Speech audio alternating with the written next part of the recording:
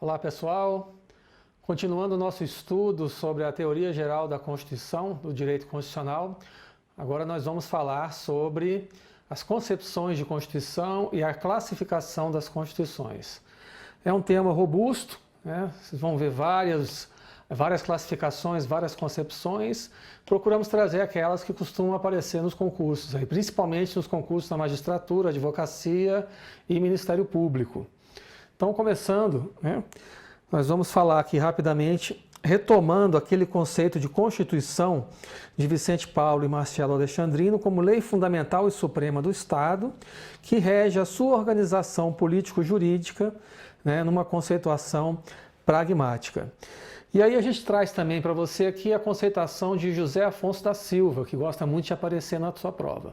O José Afonso da Silva ele vai falar de Constituição como aquele documento que traz os contornos da forma de Estado, da forma de governo, dos órgãos da administração, da forma de exercício dos poderes do Estado e dos direitos e garantias fundamentais. A gente vai ver hoje que esse conceito do José Afonso da Silva é um conceito material de Constituição, ou seja, aquelas matérias tipicamente constitucionais, né?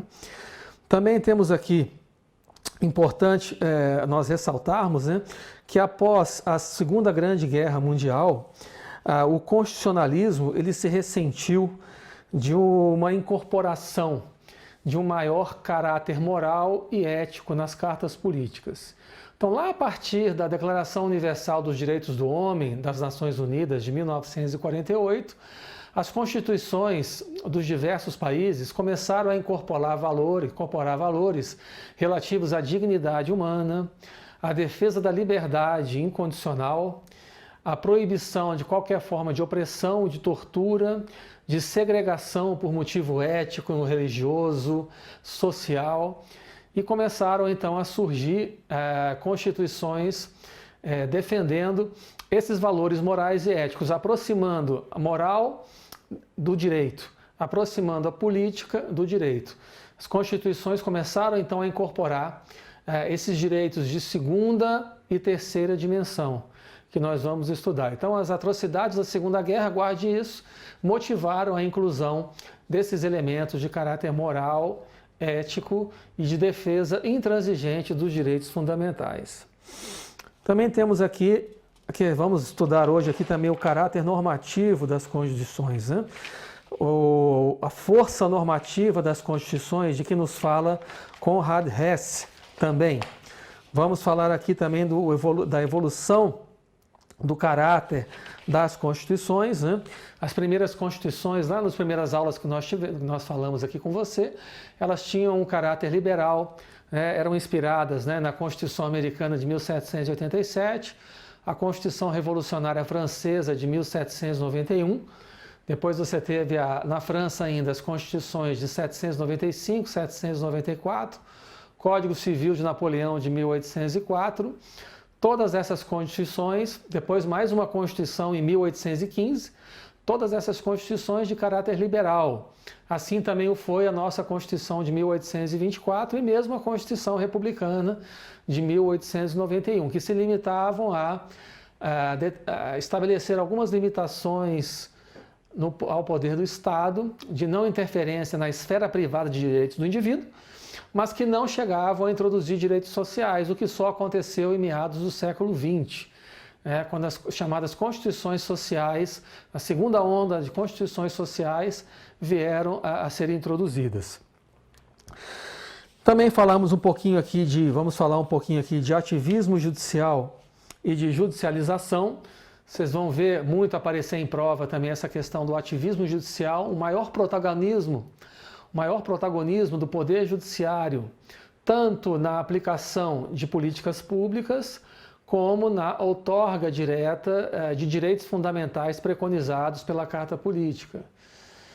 Não obstante, seja primordialmente conferido ao Poder Legislativo o poder de elaborar, formatar e executar políticas públicas, cada vez mais o Poder Judiciário vem introduzindo nesse meio ou por uma omissão do poder legislativo, ou por um mesmo maior protagonismo, em que o judiciário é instado a se manifestar sobre determinadas questões, que vão desde aborto até o casamento homossexual, desde a união homoafetiva até a pesquisa com células-tronco embrionárias, a questão do financiamento público de campanhas eleitorais.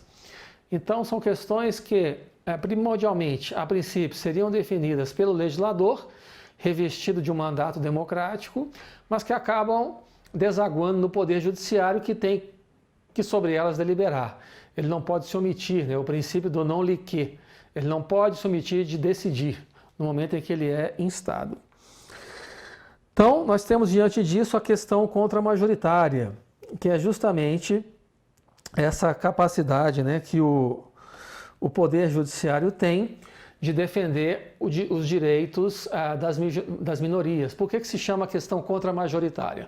Porque são as maiorias parlamentares que normalmente deliberam no Congresso sobre aquilo que deve ser decidido. Então, muitas vezes, as minorias ficam desprotegidas. O Judiciário, muitas vezes, faz esse papel contramajoritário. Existem alguns críticos, como o professor Jeremy Waldron, da Nova Zelândia, que estabelece que compete ao Poder Legislativo, em primeira instância, decidir sobre o que deve ser política pública. Aqueles que são minorias hoje no Parlamento, amanhã podem se tornar maiorias. Então, não caberia ao Poder Judiciário decidir sobre política, que isso cabe notadamente ao Poder Legislativo. Mas é fora de dúvida que esse papel contramajoritário, em que há defesa de determinados grupos minoritários por parte do Poder Judiciário, no nosso caso por parte do Supremo, é inegável. E aí você tem, no dizer aí do professor Roberto Barroso, o STF e o governo na maioria, que é justamente isso. O governo é feito também de razões, não só de votos. Então, você tem votos no parlamento, mas você tem ministros que decidem no Supremo com base em argumentos racionais. Então, essa jurisdição constitucional é que vai permitir esse papel contramajoritário do Supremo, que ele também chama de um papel representativo, que são determinadas demandas sociais que não foram ainda atendidas pelo legislador e que o Supremo acaba se antecipando e conferindo essas demandas. Foi o caso, por exemplo, da união homoafetiva, a decisão também da ADPF 54 sobre pesquisa sobre células-tronco embrionárias. E também um papel iluminista, que ele chama de papel iluminista, em que o judiciário ele se antecipa a determinadas conquistas civilizatórias. Esse papel iluminista ocorreu, por exemplo, dentro da Constituição norte-americana, da decisão do Brown versus Board of Education, de 1964. A doutrina dos iguais mais separados, separados mais iguais. Então, nas escolas você tinha lugares para negros, para brancos, banheiros para negros, banheiros para brancos, lugares para que pessoas de cor ficassem e outros. Então, a Suprema Corte decidiu que isso era inconstitucional, ainda que jamais uma lei nesse sentido fosse aprovada no Congresso, e mesmo os estados do sul americano principalmente não aprovariam. Então, essa função iluminista ela se antecipa a determinadas conquistas civilizatórias. 10 anos depois da decisão da Corte Suprema Americana é que essa decisão realmente pôs se verificar na prática, inclusive isso demonstrando a demora. E outra decisão, Lobby versus Virgínia, de 1967, em que o Congresso declarou inconstitucional a legislação que proibia casamentos interraciais e também casamentos interraciais. E mais recentemente, autorizando o casamento de pessoas do mesmo sexo. Bom, dentro disso a gente pode começar a tratar então das concepções de Constituição. Então, dentro das concepções de Constituição, que são visões acerca das constituições como um todo, seja segundo a sua força normativa, seja segundo a sua correspondência com a realidade, seja segundo a sua efetiva modificação do panorama político e social. Então, começamos aqui com a concepção sociológica de Ferdinand Lassalle. Sempre que eu colocar um nome, você vai vincular essa concepção a esse nome. né? E alguns termos-chave que vão aparecer na sua prova. Então, na concepção sociológica de Ferdinand Lassalle, ele vai afirmar que a constituição de um país é a soma dos fatores reais de poder e que se não houver uma correspondência entre esses fatores reais de poder e o texto constitucional, esse texto não passará de uma mera folha de papel. Ou seja, esses fatores reais de poder são o quê? A burguesia, a aristocracia, os grupos sociais organizados, professores, cientistas, funcionários públicos, todos esses interesses que, de uma forma ou de outra, acabam se materializando nos fatores reais de poder. E a capacidade que a Constituição da República tem de organizar ou não esses fatores é que irá dizer da sua efetividade. Então, caso a Constituição contrarie ou não reflita esses fatores reais de poder, ela seria uma mera folha de papel. Também a concepção da força normativa de Konrad Hess. Ele retoma o debate de Ferdinand Lassalle sobre os fatores reais de poder, mas ele é um pouco mais otimista, né? Ele afirma que a Constituição deve realizar os pressupostos contidos dentro do seu corpo, né? Então, para Hess, a Constituição não deve ser considerada a parte mais fraca e nem significa uma folha de papel. Existem pressupostos realizáveis na Carta Política que devem assegurar a sua força normativa. E a vontade da Constituição é que, sem desprezar os fatores históricos e sociológicos, é que transforma em força ativa esse existir, essa disposição de orientar as normas jurídicas de um país, de orientar a execução das políticas. Então, a força normativa da Constituição é o poder que a Carta Política tem de orientar, ou que deve ter de orientar e conformar o poder dentro de uma determinada ordem jurídica. Então, ele faz uma abordagem propositiva, ao contrário de Ferdinand Lassalle, que faz uma abordagem descritiva daquilo que parece ser uma Constituição, né? Então, Lassalle faz uma abordagem descritiva, Konrad Hess faz uma abordagem propositiva daquilo que deve ser uma Constituição. Também nós vamos ter a concepção política de Constituição de Carl Schmitt. Para Carl Schmitt, a Constituição é uma decisão política fundamental, materializada pelo poder constituinte. Então, essa decisão política fundamental, que é no plano hipotético, né, ele faz uma distinção entre lei constitucional e leis ordinárias. Então, lei fundamental e leis que estão abaixo da Constituição. Essa lei fundamental é que traria a Constituição em sentido material, organização dos poderes e direitos fundamentais. Basicamente isso é que ele vai dizer, né? Então só existe Constituição naqueles países que conseguem conformar a organização do Estado, a Carta Constitucional consegue conformar a organização do Estado e também garantir, assegurar os direitos e garantias fundamentais. Isso é que ele chama de Constituição em sentido material. Então, Constituição em sentido formal seria tudo aquilo que, de uma forma ou de outra, está dentro do texto, né? Mesmo que não tenha caráter constitucional, né? Mas que implicações isso tem, né?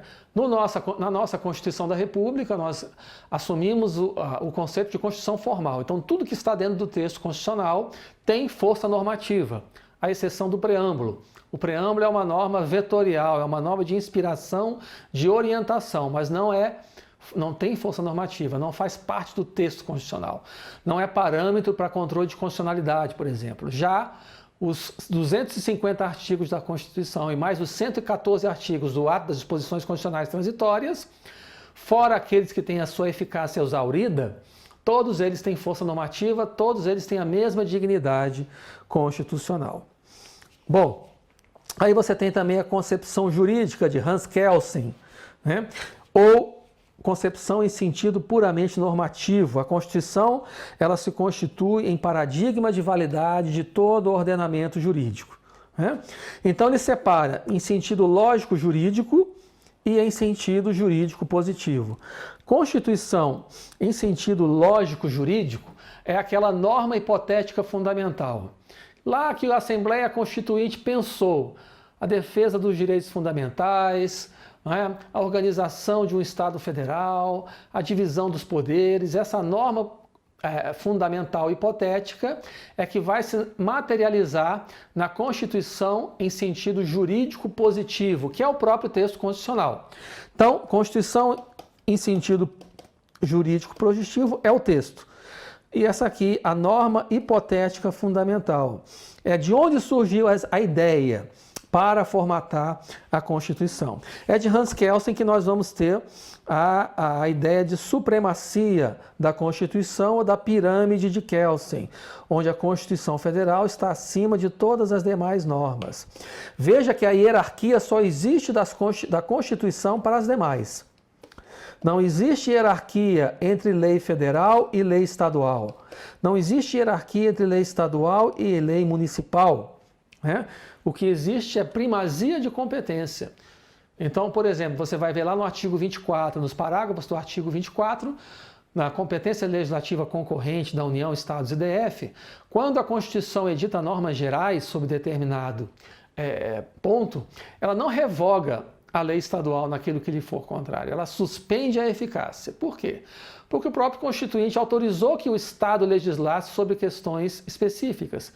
E quando não houvesse lei da União, o Estado legisla sobre tudo. Só que quando vem a União e edita uma lei, ela suspende a eficácia da lei estadual, não revoga.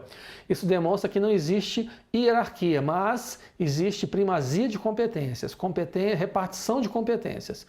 A única hierarquia que existe real é a da Constituição Federal sobre as demais normas. Temos também a concepção ideal de Constituição. Quem traz essa ideia é Canotilho, constitucionalista português, que afirma que a Constituição ideal deve ser um documento escrito. Esse documento deve trazer um plexo de direitos fundamentais, deve assegurar um sistema democrático formal com a participação da população nas decisões políticas e deve garantir a limitação do poder estatal por meio da separação de poderes. Okay? Concepção axiológica ou valorativa, é a do nosso amigo Otto Bachoff, ou valorativa. Otto Bachoff trata da Constituição em conexão com a realidade social, que lhe dá sentido axiológico ou valorativo. Para ele, só existe Constituição naqueles estados nacionais em que são assegurados determinados valores políticos, sociais e institucionais, fundamentados lá na Declaração dos Direitos do Homem e do Cidadão de 1789, aquela declaração da Revolução Francesa. Nos estados que não incorporarem esses valores, não tem Constituição. É Otto Bachoff que preconiza a existência de normas inconstitucionais dentro do texto constitucional. É a ideia que o nosso Supremo Tribunal Federal não aceita. Para o nosso STF, todas as normas da Constituição são constitucionais e não pode haver a declaração de inconstitucionalidade de normas originárias, ou seja, aquelas normas que não foram alteradas por emenda constitucional não podem ser declaradas inconstitucionais, só as emendas. Então, guarde para a prova que o nosso Supremo Tribunal Federal não incorporou a doutrina de Otto Bachoff no nosso constitucionalismo, ok? Temos a Constituição como processo público de interpretação, É a teoria de Peter Harbely e a sua Sociedade Aberta dos Intérpretes, que são forças produtoras de interpretação. Então, todos nós, não só o Supremo Tribunal Federal, não só os tribunais revestidos de jurisdição, mas todos os operadores do direito, desde o juiz de primeira instância até os advogados, os juízes de paz, os servidores, os cidadãos quando vão requisitar um direito perante o poder público, professores, estudantes, todos nós somos intérpretes da Constituição e podemos nos fazer valer a nossa interpretação. Isso se materializa, por exemplo, na figura do amicus curiae, do amigo da corte, prevista no artigo 7º da Lei 9868 de 1999. né, que é a lei que rege a ação direta de inconstitucionalidade, a ação declaratória e de omissão. A participação do amigo da corte é uma tentativa do Supremo de fazer essa abertura, dessa pluralidade dentro da ideia de sociedade aberta dos intérpretes da Constituição de Peter Harbely, ok? Temos também algumas concepções, como a de José Horácio Meirelles Teixeira, Constituição como objeto cultural e como fato social. É a chamada concepção cultural de Constituição, né? Para Meirelles Teixeira, o direito ele não é o objeto real, pois os seres pertencem ao quê? Ao mundo natural. Mas o direito, né? Mas o direito também não é tampouco um objeto ideal ou matemático, né? Dadas as suas características objetivas de imutabilidade. O conteúdo dos princípios e normas jurídicas varia ao longo do tempo, dos lugares, do povo, da história. Então, ele é produto da atividade humana, de tudo que existe ou que se sucede, né? Então, essa é a concepção cultural que, vez ou outra, aparece na sua prova. Também existe a concepção culturalista de Constituição, né, de Michele Aines. Constituição é associada ao conjunto de fatos culturais que disciplinam as razões e os direitos fundamentais, né, envolvendo educação, desporto e cultura em sentido estrito. Então, a Michele Aines ela vai se focar mais nesses três elementos, né, educação, desporto e cultura. Marcelo Novellino traz, né, aqui não é nem Marcelo Neves, né? Vou corrigir aqui, é Marcelo Novellino. Marcelo Novellino traz a concepção de Constituição moldura, que impõe limites aos demais poderes, circunscreve a atuação dos demais poderes. Por exemplo, quando ela delimita o processo de impeachment do presidente da República, delimita quais os limites que o presidente tem para emitir medida provisória, em que hipótese ele não pode fazê-lo, como se processa o julgamento do presidente da República nos crimes comuns, no Supremo e nos crimes de responsabilidade pelo Senado Federal, artigo 52. E, então, essa delimitação do exercício do poder é que constitui a Constituição moldura. E ela dá uma limitação média à liberdade do legislador ordinário e o administrador. Guarda esse nome, limitação média, não é uma limitação absoluta.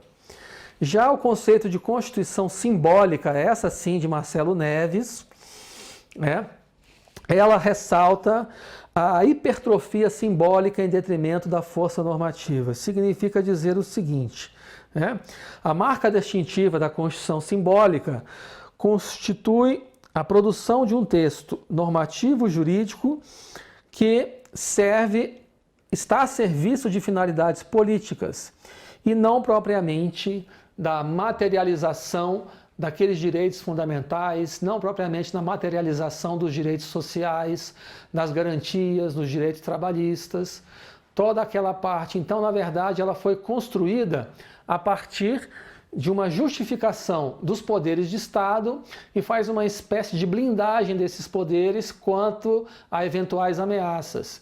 Então, prerrogativas e garantias dos poderes, dos membros de poder, né? E também do exercício político.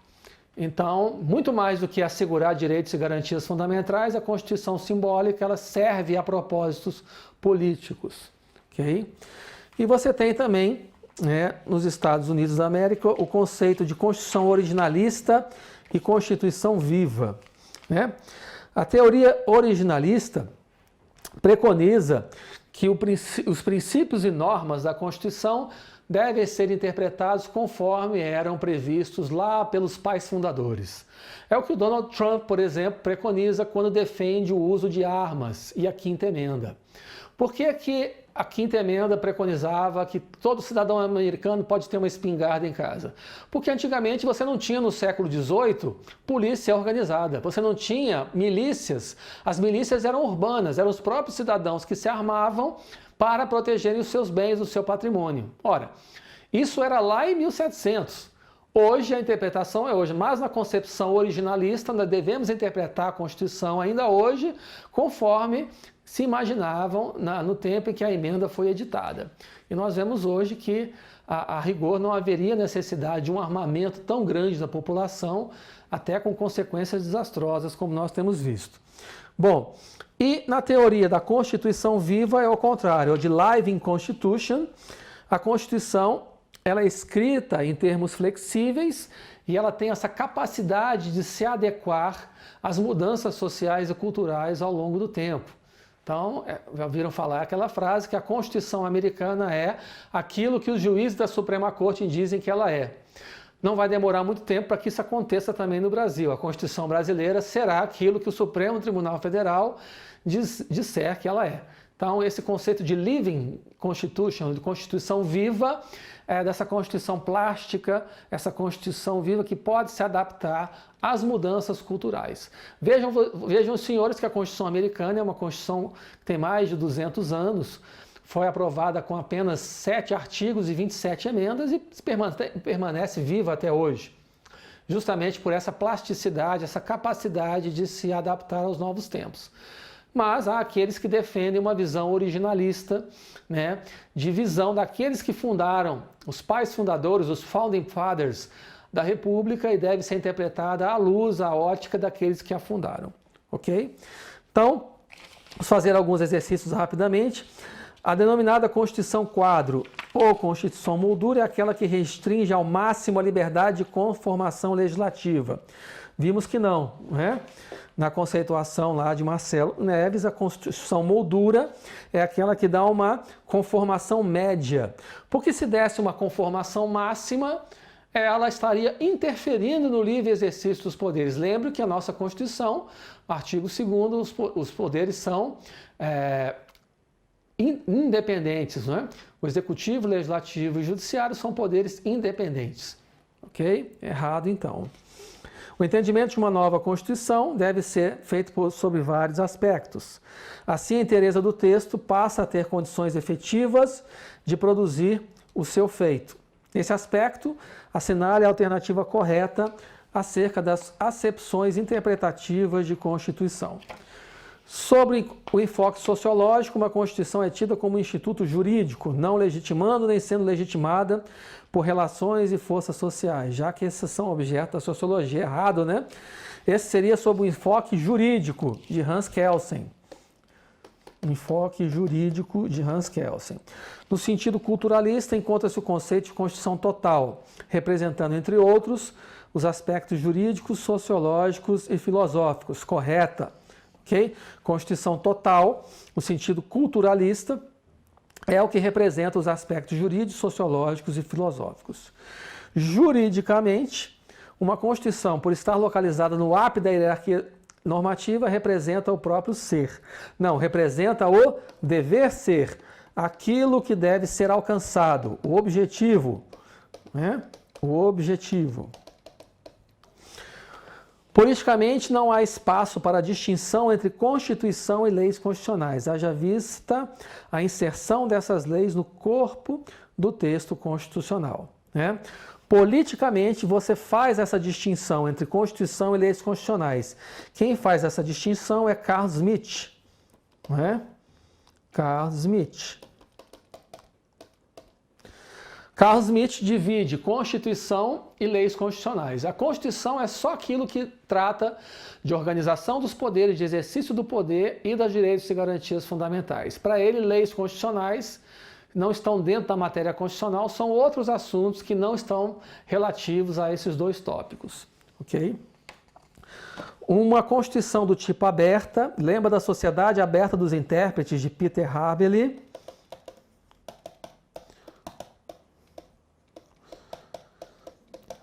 Ao possibilitar a relativação da sua interpretação, induz ao risco de perda normativa. Pelo contrário, né?